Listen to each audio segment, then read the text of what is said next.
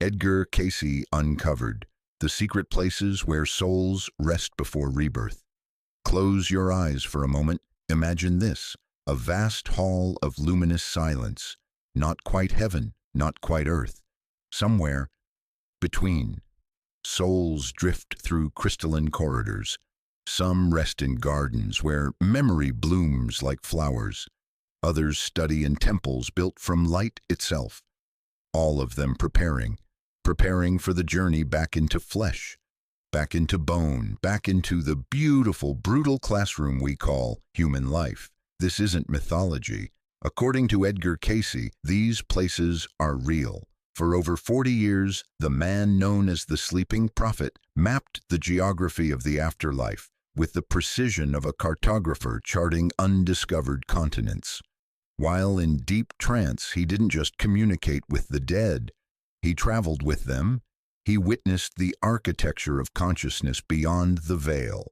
He described realms where souls rest, learn, heal, and prepare between incarnations. And what he found contradicts almost everything you've been taught. No single heaven waiting with golden gates. No eternal hell burning with judgment. Instead, a cosmos of rest and learning. A system of dimensional realms, each one tailored to the soul's specific needs. Each one holding lessons you couldn't learn anywhere else. But here's what matters most. These aren't just places souls visit after death. They're dimensions you're connected to right now. Right now, as you listen to these words, part of your consciousness is touching those realms. In your dreams, in your moments of inexplicable knowing, in the sudden clarity that comes when you finally surrender to something bigger than yourself. The question isn't whether these places exist. The question is, can you recognize them? Can you feel which realm is calling to you? Which lessons your soul is preparing to learn? Which patterns you're ready to release? And perhaps most importantly, where will you go when this body stops breathing? Because according to Cayce, that destination is being determined right now. By how you love, by how you learn, by how you face the darkness and choose the light anyway. Over the next 40 minutes, you're going to discover the hidden architecture of the interlife, the secret places where souls rest before rebirth, the realms you've already visited in dreams but couldn't name, the cosmic curriculum that shapes every incarnation. By the end, you'll understand something profound. You're not just preparing for the afterlife. You're living the interlife now. But Cayce's map of the afterlife contradicts almost everything you've been taught about heaven, hell, and what happens when you close your eyes for the last time. So let's begin where Cayce began, with the Atlas of Consciousness itself. Edgar Cayce was a photographer from Kentucky, a quiet man, deeply religious, someone who never sought the extraordinary. And yet, twice a day for over 4 decades, he would lie down on a simple couch, loosen his tie, fold his hands across his chest, and enter a state of consciousness that defied explanation. His breathing would slow, his voice would deepen, and then from that trance state, he would speak with perfect clarity about things he had no way of knowing. Medical diagnoses for people he'd never met, past life histories spanning continents and centuries, and most remarkably, detailed descriptions of what happens between death and birth. Over 2,500 readings mapped what Cayce called the planetary sojourns. These weren't theoretical musings, they were eyewitness accounts. He described these realms with architectural precision, their colors, their atmospheres, the beings who inhabit them, the curriculum each one offers to traveling souls. He spoke of Venus as a garden of overwhelming beauty where souls learn the mastery of love, Mars as a forge of intensity where will is refined through challenge, Mercury as vast libraries of light where minds learn discernment and communication, Saturn as crystalline halls of reckoning where karma is reviewed with compassion, not punishment, Neptune as oceanic currents of mystical union where identity dissolves into source, and Uranus as a realm of radical freedom where graduated souls become co-creators with the divine. This wasn't channeling in the traditional sense. Cayce wasn't receiving messages from entities claiming to be ascended masters. He was traveling, observing, mapping consciousness itself. And here's where it gets controversial. Mainstream Christianity rejected this cosmology outright. No single heaven, no eternal hell, no final judgment where souls are sorted into saved and damned. Heresy, but Eastern traditions found something oddly familiar in Cayce's descriptions. The bardos of Tibetan Buddhism, the locus of Hindu cosmology, the idea that consciousness moves through distinct realms between incarnations, learning, and evolving. Yet Cayce's vision was distinctly Western in its structure.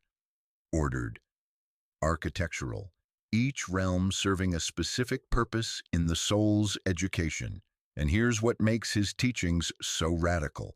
He insisted these realms aren't out there in some distant afterlife. They interpenetrate our reality. You've touched them in dreams that felt more real than waking life, in peak experiences where time dissolved and you felt held by something infinite, in moments of sudden knowing that came from nowhere and everywhere at once. The planetary spheres Cayce described aren't destinations you travel to after death. They're frequencies you can attune to while alive. Every time you lose yourself in beauty, you're touching Venus. Every time you push through resistance with fierce determination, you're accessing Mars. Every time you solve a complex problem or teach someone something true, you're visiting Mercury. These realms are layered into the fabric of existence, and your soul already knows them. It's been there before, rested in those gardens, studied in those libraries, trained in those forges. The amnesia of birth made you forget, but the memories are still there, waiting, encoded in your intuition, your inexplicable affinities, your deep knowing that this life is just one chapter in a much longer story. So when Cayce described these secret places, he wasn't offering fantasy or wishful thinking. He was giving you a map back to dimensions your soul calls home. But before a soul can enter any of these realms, before it can rest or learn or heal, it must first pass through what Cayce called the borderland. And what happens there determines everything. The moment of death is not what you think. There's no tunnel of light, no immediate greeting from angels, no sudden clarity about where you're going or why you came. Instead, there's confusion. Cayce described the borderland as a transitional zone, neither fully material, neither fully spiritual, a misty, dreamlike space where the soul still clings to earthly identity, where the newly deceased hover between attachment and release. Picture it, you've just died. The body you wore for decades, maybe a lifetime, is suddenly gone. But you don't feel gone, you feel present, more present than ever actually. Colors seem brighter, sounds more distinct. You can move with just a thought, but something's wrong. People you love are nearby, but they can't see you. They're crying, speaking about you in past tense. And you want to reach out, touch them, tell them you're still here. But your hand passes through theirs like smoke. This is the borderland, the waiting room of death. Cayce observed thousands of souls in this state during his trance readings. Some wandered familiar streets, trying desperately to communicate with the living, sitting in their old chairs, standing in doorways, confused about why no one acknowledges them. Others simply slept, deep, processing sleep, the shock of separation too great to face consciously. These souls would drift in a kind of suspended animation, their consciousness healing from the trauma of leaving the body, and some were terrified, not because death was painful, but because they had expected punishment. They had lived believing in a God of wrath, a final judgment, hell waiting for their sins. So they hid in the borderland, afraid to move forward, convinced that crossing the threshold meant facing eternal damnation. Cayce's readings were so compassionate about this.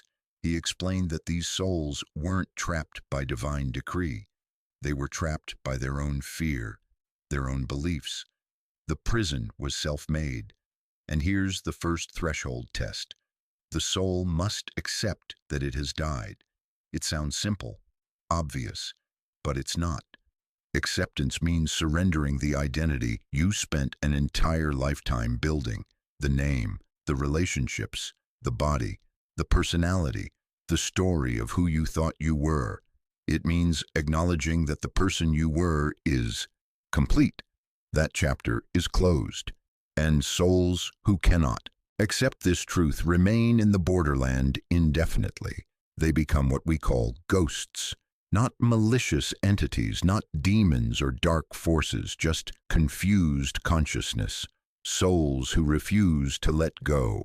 They haunt the places they loved, the people they can't release. The unfinished business they believe still defines them. Cayce was clear about this. The way out is surrender, not surrender to death, but surrender to transformation. The moment a soul stops resisting, stops clinging, stops trying to hold on to what was, something extraordinary happens. A light appears, not blinding, not forceful, just present. A gentle radiance that feels like home. And with it comes a choice that will shape the entire interlife journey. The light doesn't pull you, it invites you, and as you move toward it, no longer weighted by fear or confusion, you find yourself standing in what can only be described as a hall of doorways.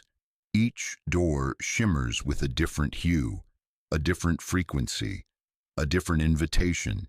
This is the Hall of Choice. Cayce described this moment as one of the most significant in the soul's journey, because here, immediately after accepting death, you make your first conscious decision about where to rest and learn. The doorways aren't labeled. There are no signs saying Venus, Garden of Love, or Mars, Forge of Will. But you know. Somehow, you know. Each door hums with a vibration that either resonates with your soul or repels it. And the door you're drawn to, the one that feels like gravity pulling you forward, that's determined by who you were, how you lived, what you chose moment by moment across your entire incarnation. Because these aren't physical doors leading to physical planets, they're vibrational thresholds. Cayce taught that the planetary realms are dimensions of consciousness associated with archetypal energies. Venus isn't the planet you see through a telescope. It's a frequency of love, beauty, and harmony. Mars isn't a red desert world. It's the vibration of will, action, and challenge. And the realm you enter after death matches your dominant vibration. If you lived a life consumed by anger, you gravitate toward Mars. Not as punishment, but because that's where you belong. Where you'll find beings of similar intensity. Where you can learn to refine raw power into purposeful action. If your life was devoted to beauty, relationships, and creative expression, you flow naturally toward Venus, because that's your soul's language. That's where you'll heal emotional wounds and learn unconditional presence. If you were endlessly curious, always questioning, seeking knowledge and understanding, you're drawn to Mercury, the libraries of light, the realm of pure information and communication. This is self-sorting, not judgment from an external authority, not angels deciding if you're worthy, just magnetic resonance. You go where you match. And Cayce observed something fascinating. Some souls stand in the Hall of Choice for what feels like eternity, spinning between doorways, unable to commit. These are souls who lived conflicted lives, who never fully chose anything, who were pulled equally by love and hate, knowledge and ignorance, courage and fear. They become wanderers, drifting between realms, touching each one briefly but never resting, never learning, just searching, until something shifts, until they finally choose. Even if the choice is imperfect, it's better than paralysis, because movement, Cayce taught, is the nature of consciousness. Stagnation is the only real death. So the soul chooses a door, steps through, and discovers the realm is nothing like Earth.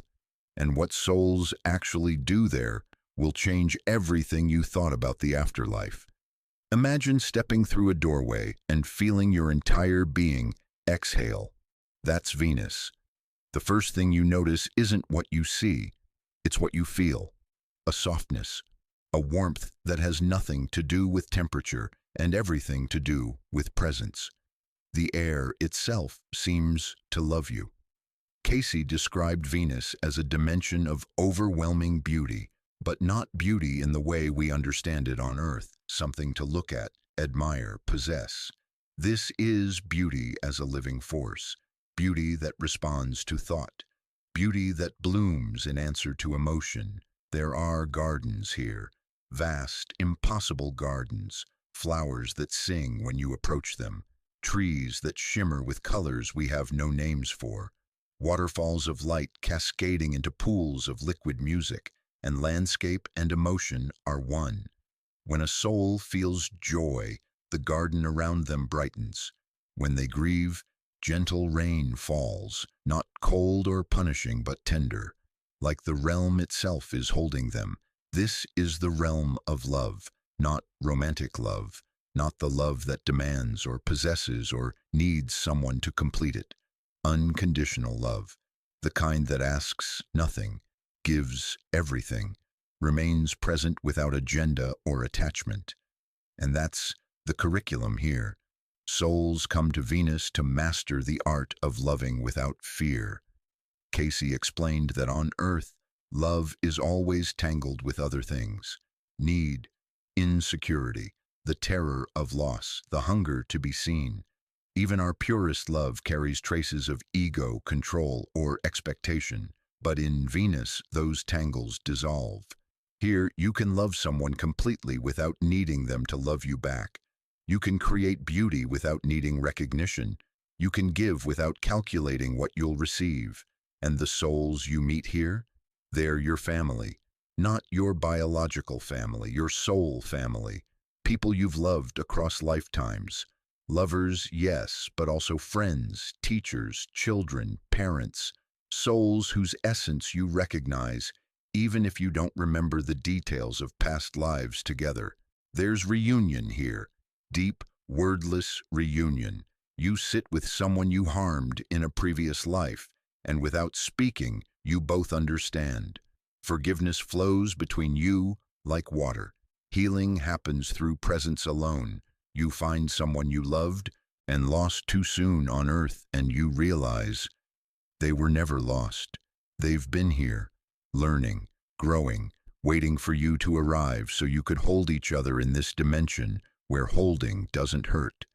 This is what rest looks like in Venus. Connection without wounding, beauty without grasping, love without ending. But there's work here too. Souls in Venus create. They make art, music, architecture, not for fame or survival, but as a form of prayer. Every painting is an offering, every song a meditation, every garden designed is an act of devotion to the source that birthed all beauty. And Cayce observed something bittersweet. Souls who lived loving lives on Earth often skip Venus, or they pass through quickly, pausing just long enough to reunite with beloveds before moving on to other realms. They've already learned these lessons. But souls who come here and stay, they're healing something profound. Emotional poverty, narcissism, hearts closed by trauma or betrayal, lifetimes spent believing they were unworthy of love or incapable of giving it. Venus teaches them otherwise, slowly, gently, with infinite patience, until one day they look around and realize they've become the love they once sought, and they're ready for something different, because not all souls need beauty. Some need fire. If Venus is an exhale, Mars is a roar. The shift is immediate, jarring. You step through the doorway and everything sharpens. The air crackles with electricity. Colors are stark, bold, almost aggressive in their intensity. This isn't a garden, it's an arena. Cayce described Mars as the realm of will, raw, unfiltered will, the kind of energy that builds empires or destroys them, that fights for justice or craves domination, that changes the world or burns it down. It's not hellish, but it's not gentle either. It's vigorous, alive, pulsing with challenge. The souls here, they're warriors, builders, pioneers, people who lived with fierce determination, who refused to quit, who pushed through every obstacle, sometimes with courage, sometimes with ruthlessness. And now they're here to refine that fire. Because on earth, will without wisdom becomes tyranny. Strength without compassion becomes cruelty.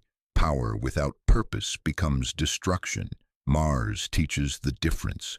The landscape reflects this. Everywhere you look, there's intensity, mountains that seem impossible to climb, yet souls are climbing them. Storms that roar with primal force, yet souls are standing in them, learning to channel energy rather than resist it. There are games here, contests, not trivial competitions, but strategic challenges that test courage, integrity, and the ability to lead without dominating. Souls engage in debates, not arguments, but dialectics. Clashing ideas, refining logic, learning to fight for truth without destroying the opponent. There are training grounds, martial disciplines, not physical combat, but energetic mastery, learning to wield strength without violence, to protect without controlling, to say no without cruelty. This is what rest looks like in Mars. Controlled intensity, purpose channeled, fire that builds rather than consumes. And the work, its service. Cayce explained that Martian souls are often sent on missions while the living sleep. They assist humans facing conflict, danger, or moments that require sudden courage. That inexplicable bravery when you stood up to injustice? Mars. That sudden clarity in a crisis when you knew exactly what to do? Mars.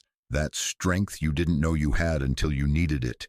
Mars was there, whispering through the veil. But Mars has a shadow, souls who loved violence on Earth, who craved power for its own sake, who harmed others and called it strength. They come here too, and they can become stuck, endlessly replaying power dynamics, winning battles that mean nothing, conquering without ever asking why. Cayce's readings showed these souls circling the same lessons for what we'd call centuries, not because they're being punished, but because they refuse to graduate. The graduation test is simple. Choose service over conquest. Choose to protect the weak rather than dominate them. Choose to use your strength on behalf of something bigger than yourself. And when a soul finally makes that choice, really makes it, not as performance but as transformation, Mars releases them. They're ready for something more subtle, something that requires not fire but precision, silence but not emptiness, the kind of silence that hums with information. Welcome to Mercury. If Mars is a forge and Venus a garden, Mercury is a library that never ends. Corridors of light stretching into infinity, archives containing every thought ever conceived, beings in deep study, their consciousness interfaced with pure knowledge. Cayce described Mercury as the realm of mind, not intellect divorced from feeling, but consciousness in its most refined form. Thought as tangible as matter, communication without distortion, ideas connecting across dimensions. The souls here are scholars, scientists, writers, teachers, people who lived through the mind, who found meaning in understanding, who believed that knowledge could transform suffering into wisdom. And now they're here to learn what knowledge actually is. Because on Earth, we confuse information with wisdom. We mistake cleverness for insight. We think knowing facts means understanding truth. Mercury teaches discernment, how to separate signal from noise, how to communicate without ego distorting the message, how to synthesize disparate ideas into unified understanding. The curriculum is vast. You can absorb the entire recorded history of civilizations that rose and fell on Earth, not as dry data, but as lived experience. You understand why they made the choices they did, what they learned, where they failed. You can sit in conversation with master minds from all eras, Plato, Einstein, anonymous sages whose names were never recorded, but whose insights shaped everything. These aren't performances, they're communion, mind meeting mind in a space where all barriers dissolve. And here's what makes Mercury extraordinary. You don't just receive knowledge, you give it. Cayce taught that many eureka moments on Earth are actually Mercury souls whispering through the veil. That sudden breakthrough when a scientist solves a problem they've been wrestling with for years. Often it's a Mercury guide offering the final piece. That perfect phrase that comes to a writer in the middle of the night? A mercurial transmission. That insight that reshapes your entire understanding of something. Mercury speaking through your intuition.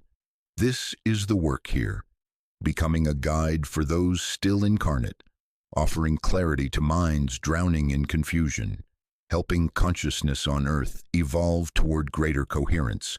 But Mercury has its shadow too. Souls who lived entirely in their heads on Earth, who used intellect as armor against feeling, who believed thinking about love was the same as loving. They come here and discover the limitation. All this knowledge, all this brilliance, and still, something's missing. They can understand compassion intellectually, define it, trace its philosophical roots, but they can't feel it. Cayce observed these souls becoming trapped in what he called analysis paralysis, endlessly studying, never integrating, knowing everything, understanding nothing. The graduation from Mercury requires integration, mind and heart, logic and intuition, knowledge and love. Until the soul realizes, wisdom isn't what you know, it's what you do with what you know. And when that integration happens, the soul is ready for the realm that everyone fears, the realm where karma is faced, patterns revealed, choices reviewed, the realm of reckoning. The moment you step into Saturn, you feel the weight, not physical weight, but consequence. Every choice you ever made, present at once. Every word you spoke, rippling forward. Every action you took, echoing across lifetimes. This is the realm no one wants to visit, but the realm everyone needs. Cayce described Saturn as austere, sacred, serious, but not cruel, like standing before a master craftsman who's examining your life's work, not to shame you, but to help you understand where it broke and why. The landscape here is crystalline, everything sharp, clear, unforgiving in its honesty. Temples carved from stone that seems older than time. Halls where records are kept, not in books, but etched into the fabric of reality itself. These are the Akashic Records, the cosmic archive. Every soul's journey across every lifetime, preserved with perfect fidelity. And here you sit with them, sometimes alone, sometimes guided by what Cayce called Saturnian elders, beings of profound wisdom and compassion, often your own higher self, the part of you that never forgot the plan. And you witness the pattern, not just this life, but the thread across multiple incarnations. Where did this fear of abandonment begin? 3 lifetimes ago, when you were left to die as a child. Where did this compulsion to control start? 7 lives back, when powerlessness led to tragedy. Why do you always sacrifice yourself for others? Because 6 incarnations ago, your selfishness destroyed people you loved, and you vowed never to choose yourself again. Saturn shows you cause and effect. Karma not as punishment, but as physics. What you set in motion must be resolved, not because a judging God demands it, but because consciousness seeks balance, wholeness, completion. And here's what Cayce emphasized again and again. Saturn is compassionate. There's no shaming, no finger pointing, no voice telling you you're terrible or broken or beyond redemption. There's just clarity. This is what happened. This is why it happened. This is what needs to heal. And then comes the question, how do you want to resolve it? Because Saturn is where souls volunteer for difficult lives, not as punishment, but as accelerated evolution. You harmed through selfishness in 3 past lives? Okay, design your next incarnation to force generosity. Be born into circumstances that demand giving, that strip away the option to hoard or control. You avoided commitment because love always brought pain? Structure your next life around unavoidable intimacy. Partners, children, communities you can't escape. Love that will crack you open until you heal. This is engineering, soul-level engineering. Cayce watched souls in Saturn design their next incarnations with extraordinary precision. Choosing parents, selecting challenges, volunteering for limitations that would accelerate growth. And here's the paradox. The souls who suffered most on Earth, they often designed those lives themselves, not because they hate themselves, but because they love themselves enough to do the hard work. Because they know that some patterns can only be broken through intensity. Some wisdom can only be earned through pain. And Saturn holds space for that choice with infinite respect. No judgment. Just, are you sure? And when the soul says yes, truly yes, not from obligation but from readiness, the design is set. The next life is planned. The lessons are clear. And the soul is released from Saturn's halls, released into the deepest rest of all. If Saturn is crystalline clarity, Neptune is dissolution. You step through and you don't just feel different, you stop feeling separate at all. Cayce called this the realm of mystical rest, the womb of consciousness, the place where souls go when the work of learning is complete and all that remains is surrender. There are no solid forms here, no defined landscapes, just currents, oceanic waves of collective memory, tides of universal love, a fluid, timeless space where boundaries dissolve. You can't hold on to your identity here, not in the way you could in other realms. In Venus, you were still you, just a more loving you. In Mars, you were still you, just a more courageous you. In Mercury, still you, but wiser. In Neptune, you becomes optional. The personality softens, the ego releases, the individual consciousness merges with the collective, not erased, but expanded. Imagine being a single drop of water, remembering it's also the ocean. That's Neptune. And this is necessary, essential, because after intense learning in other realms, after facing karma in Saturn, building will in Mars, absorbing knowledge in Mercury, the soul needs to forget. Not completely, but enough. Cayce explained that total remembrance would make human life unbearable. Imagine a baby born with full memory of every past life, every betrayal, every loss, every mistake, every death. You couldn't function. You'd be paralyzed by knowing. So Neptune provides the veil, the blessed amnesia that allows fresh experience. In these currents, souls float in dreaming states, releasing attachments to past identities, letting go of accumulated knowledge, surrendering everything back to source. But the essence remains, the intuition, the inexplicable affinities, the deep wisdom that surfaces in moments of crisis without conscious memory of where it came from. That's what survives the Neptunian dissolving. The rest, the stories, the names, the details, they drift away like sand in water. And Cayce described this with such poetry. Neptune is where gods remember they are children, he said, and children remember they are gods. It's the place where the soul becomes innocent again, not naive, but unburdened, ready to be born, ready to be human, ready to start fresh while carrying all the wisdom of ages as quiet knowing rather than conscious memory. Most souls pass through Neptune before reincarnation, but not all. Some are ready for something beyond rest, beyond learning, beyond even the cycle of rebirth. And Cayce's description of this final realm shifts everything you thought about spiritual evolution. There's a realm few souls reach, not because it's restricted, but because reaching it means you've finished, graduated, completed the curriculum of incarnation. Welcome to Uranus. Cayce described it as the realm of liberation, the place where souls who've mastered every lesson gather before ascending beyond the planetary system entirely. And it's unlike anything else. If Neptune is dissolution, Uranus is reconstruction, but not back into limitation, into radical freedom, consciousness experimenting with itself, creating new forms of existence just to see what's possible.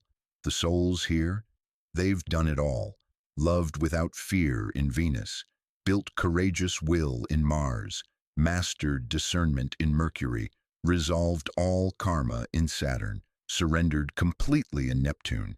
They've lived as humans thousands of times, learned every lesson Earth offers, evolved from unconscious fragments into fully awakened beings. And now, they're done. They don't need to reincarnate anymore.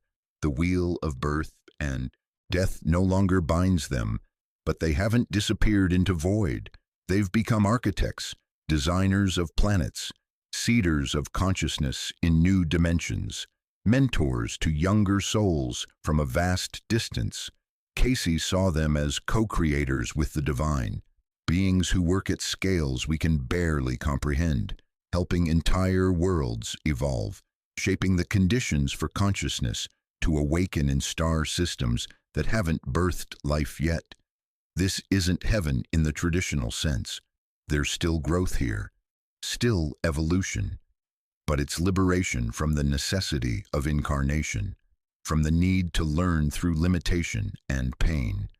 And yet, there's something bittersweet in Cayce's descriptions. Souls in Uranus sometimes grieve. They grieve the loss of human experience, the texture of touch, the taste of fruit, the warmth of sunlight on skin, the fierce, beautiful intensity of being confined to a single body in space and time. They remember loving someone so completely it hurt, fighting for something they believed in, creating art with limited materials and unlimited heart. And they know they'll never have that again. Not as humans. They've chosen expansion over return, freedom over embodiment. They've become something else, something magnificent, something cosmic, but no longer something that will ever cry or laugh or fall in love over breakfast or watch a sunset and feel wonder or hold a child and know the miracle of simple animal warmth. They've graduated beyond all that, and Cayce noted with such tenderness that some of them still watch, still send inspiration to those still incarnate, still guide from the edges of perception, not because they need to, but because they remember what it was like to be human, and they want to help others find their way home. So how does any of this relate to you, right now, in this body, in this life? Because Cayce taught something revolutionary. You don't have to wait until death to access these realms. Here's what most teachings about the afterlife get wrong. They present these realms as distant destinations, places you'll visit someday, after you die, after you pass some test or meet some requirement. But Cayce taught something different. The planetary realms aren't waiting for you after death. They're here, now, layered into the fabric of reality like frequencies on a radio dial, and you're already tuned in. Every time you lose yourself in creating something beautiful, you're touching Venus. Every time you push through resistance and discover strength you didn't know you had, you're accessing Mars. Every time you solve a complex problem or suddenly understand something that confused you for years, you're visiting Mercury. When you face consequences with integrity, no excuses, just honest reckoning, that's Saturn. When you meditate and your sense of self dissolves into something infinite, that's Neptune. When you create something radically new, something that didn't exist before you imagined it, that's Uranus. These aren't metaphors. They're actual dimensional frequencies your consciousness touches while you're alive. And Cayce offered practices to attune more deliberately. First, planetary meditation before sleep. It's simple. As you're drifting toward unconsciousness, set an intention. Tonight, I seek Venus. I'm ready to learn about unconditional love, or Mars, or Mercury, whichever realm calls to you. Then let go. Don't force it. Just hold the intention gently and drift. Your dreams will respond. Not always literally. You won't necessarily dream of gardens or forges or libraries, but the lessons of that realm will surface. Symbolic, emotional, teaching you in the language your subconscious understands. Keep a journal. Track the patterns. Notice which realms feel like home and which feel foreign. Second, identify your vibrational alignment. Which realm do you naturally resonate with, not which one you think you should choose? Which one actually matches how you move through the world? If you're driven, competitive, always pushing forward, Mars is your home frequency. If you're endlessly curious, always reading, always seeking to understand, Mercury. If you create beauty, prioritize relationships, lead with empathy, Venus. If you're drawn to structure, karma, shadow work, accountability, Saturn. If you're mystical, meditative, comfortable with dissolution, Neptune. If you're inventive, rebellious, drawn to the avant-garde, Uranus. Knowing your home base helps, but here's the key. Also, identify which realm you avoid, which lessons trigger resistance, because that's your learning edge. If Saturn terrifies you, you probably need its lessons most. If Mars feels aggressive and you avoid conflict at all costs, that's where growth waits. Balance both. Honor your home frequency, but stretch toward what challenges you. Third, practice the Saturnian life review. Once a month, sit quietly and review your choices as if you were already in Saturn's halls. No judgment, no self-flagellation, just pattern recognition. Where am I repeating behaviors that don't serve me? What's ready to shift? What karma am I creating that I'll need to resolve later? This isn't about guilt. It's about becoming conscious, about designing your life with the same clarity you'd design your next incarnation. And here's why this matters. When you practice these attunements while alive, death becomes less jarring. You're already familiar with those dimensions. You've visited them in consciousness. So when your body stops and you find yourself in the borderland, you'll recognize what's happening. You won't be confused, won't be trapped.